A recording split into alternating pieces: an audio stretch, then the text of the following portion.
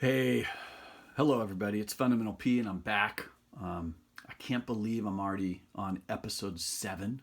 This is awesome. Um, I'm we're exploring this content, and I'm just having such a blast with all this, and I'm enjoying it so much. I hope you are too. I want to give a quick shout out right here again to Revive Kombucha. This particular flavor I think is called Original Cola. Is that right? I'll double check that. But man, it could be my all-time favorite kombucha, but it's certainly top 5. So a little shout out to Revive Kombucha there. Okay, 2 episodes back, I believe it was episode 5, we talked about major scales. Okay, and we discovered the first thing we discovered was the C major scale.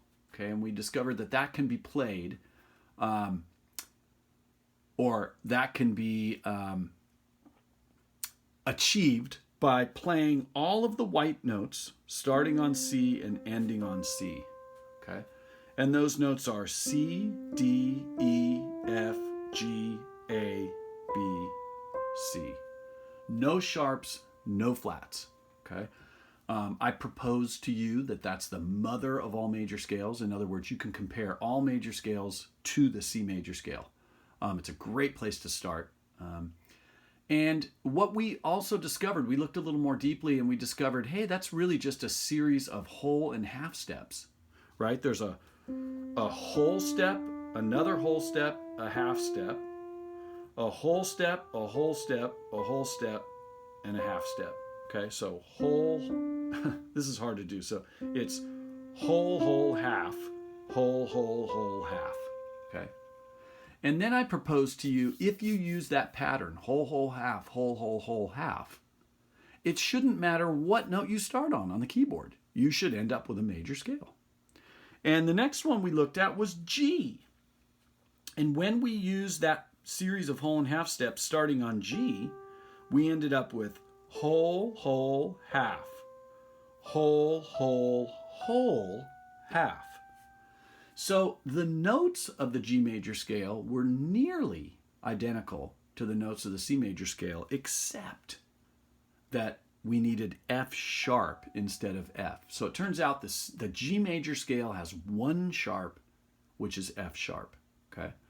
And, why do we know that? Because we use that series of whole and half steps. Whole, half, whole, half. And that last whole step required us to move from E to F sharp. And then from F sharp to G was that final half step. So that worked out. So G major scale, one sharp, which is F sharp. Then I showed you one more major scale, which was the D major scale, right? And with the D major scale, we use that same pattern, whole, half, whole, half. And what we discovered was whole, half, whole, half. So in addition to the G sharp, that showed up with the G major scale, now we have C sharp as well. We have C sharp here. Now I want to point out a couple things. This is so cool, and I'm gonna, again, once I switch to the iPad, I'm gonna try to find a logical way to sort of present all of this and come up with all the notes of all the major scales. So check this out. First thing I notice. When it came to the G major scale, okay, the sharp that we added was right below G. It was F sharp, okay? In fact, it was the 7. It was the 7th note of the G major scale that became F sharp. Kind of interesting, okay? Notice this. It was the 7th note of the D major scale that became C sharp, okay? So one way you can think of it is when it came to the D major scale, we grabbed the F sharp that came from the G major scale, and then we added one more sharp, which was C sharp, and that was the note right below D, the same way that F sharp was the note right below G. So isn't that fascinating, okay? So now, here's another thing I want to show you.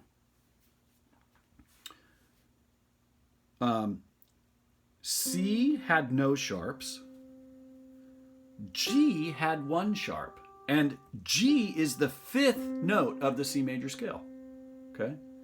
So when the next major scale after the C major scale was G, which had one sharp, and then the next major scale was D, which had two sharps. Now notice this. G is the fifth of C, and D is the fifth of G. Do you think it's possible? And by the way, G had one sharp, D had two sharps. So we had no sharps, one sharp, two sharp. Do you think it's possible that this, which is the fifth of D, that this is the scale that ends up having three sharps? And if that's the case, do you think those three sharps are F sharp that came from the G major scale, C sharp that came from the D major scale, and then the note below A, which is G sharp? Do you see the pattern there? Okay. So, C had no sharps. D had one sharp, which was F sharp. D had two sharps, F sharp and C sharp. Perhaps the A major scale has three sharps, F sharp, C sharp, and G sharp. Okay, well, let's check it out. Let's start with the A over here. It would be whole, whole, half. Whole, whole, whole, half. So sure enough, okay, that last whole step required us to move from F sharp to G sharp. So sure enough, the A major scale ends up having three sharps, F sharp, C sharp, and G sharp. Okay. Well, we're going to use that pattern. So remember, A was the fifth of D. What's the fifth of A? E. Well, then maybe E sharp, maybe the E major scale has F sharp, C sharp, G sharp, and D sharp. Do you see the pattern? So cool. So cool. Okay. Now, we're going to continue this discussion of sharps, right? So we're going to move up. We're going to figure out what, we already know that D has one sharp, G has two sharps. We just discovered that A has three sharps. We'll see about E, and then we'll go from there, okay? 4 sharps, 5 sharps, 6 sharps, 7 sharps. We'll look at all of those on the iPad, okay? Just using patterns. We won't even need the keyboard. And we won't need to be using whole, whole, half, whole, whole, whole, half. We don't need that. The additional sharp that gets added is always the sharp right below the root note. And then we steal all the sharps from the previous major scales. It's kind of fun. Now, let's take a look at F. We haven't looked at F yet. And in fact, we haven't even talked about flats yet. But I told you something a while back. I told you that every major scale must contain all the lettered notes, okay? Meaning, okay, the C major scale must contain C, D, E, F, G, A, and B, okay? The D major scale must contain D, E, F, G, A, B, and C, right? The E major scale must contain E, F, G, A, B, C, D, right? All of them have to have all of those lettered notes, but as we're discovering, some of those might be sharps. Well, what I'm about to propose to you is it might be that some of them are actually flats, and you'll see why right now. Okay, so check this out. Let's start on F, and let's actually use that whole, whole, half method. Okay, so here we got an F. Whole, whole, half. Whole, whole, whole, half. I'm going to do that again. Starting on F. Whole, whole, half. Whole, whole, whole, half. Well, here's the note that that we ended up with because of that whole, whole, half. See, whole, whole, half. We had to end up with this note. Now, we have an option. We could call that note, you know this from one of our first episodes, This note is technically A sharp, okay, because it's right above A. It's also B flat. So the question is, what do we call it? A sharp or B flat? Well, let's say that we call it A sharp. If we did, the F major scale would be F, G, A sharp, C, D, E, F. And I've just broken a rule, okay? And the rule I broke is that this scale now has two A's. It has an A and an A sharp. And that doesn't fly. That does not fly, okay? Because by convention, that's not going to happen, okay? So instead, watch what happens if we call that B flat. F, G, A, B flat, C, D, E, F. That fits the pattern and that follows the rule, right? We now contain all the lettered notes between F and F, right? F, G, A, B flat, C, D, E, F, okay? If you believe me, and I hope you do, the F major scale now contains one flat, which is B flat, okay? The F major scale now contains one flat, which is B flat, okay? Well, what happens here is that, notice this, okay? So F is the fourth note of the C major scale, okay? And what's the fourth note of the F major scale? It's actually B flat, okay? So let's check this out. Let's see what happens if we try to play the B flat major scale, okay? We get whole, half, whole,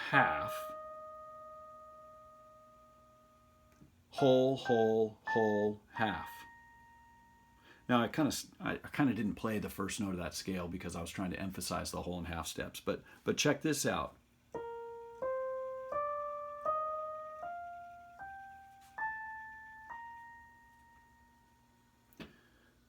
B flat, C, D, E flat, F, G, A, B flat.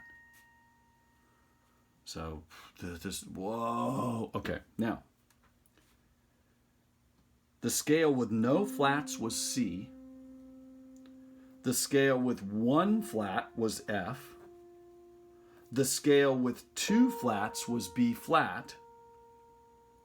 Do you think perhaps the scale with three flats is actually E flat? Okay. What's more, the note that was flattened during this F major scale, because remember, F major scale had only one flat. Well, which flat was it? B flat, the 4. Okay. Well, this major scale B flat had two flats. Well, the root note is one of the flats, and what's the other flat? The fourth note, okay? Well, this major scale perhaps if we use sort of, it's a pattern that's similar to the sharps, but it's a little bit different. But let's say we decide, well, E flat major, it's going to have the B flat from the B flat major scale, okay, that's for sure. And then maybe the additional flat, besides the root note itself, because this is E flat, maybe the additional flat is the fourth of this scale.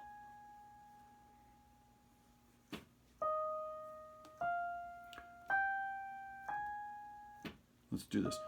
Whole, half. Whole, half. Oh my gosh. Okay. So we can throw the whole, half, whole, half out the door. In other words, I don't want to throw it out the door. I love it. It always works. But the fact is, we can just look for patterns here. We can say, okay, C has no flats. F, which is the fourth note of the C major scale, the F major scale will have one flat. Well, what's the flat? The fourth of F, which is B flat. Okay, so F has one flat, which is B flat.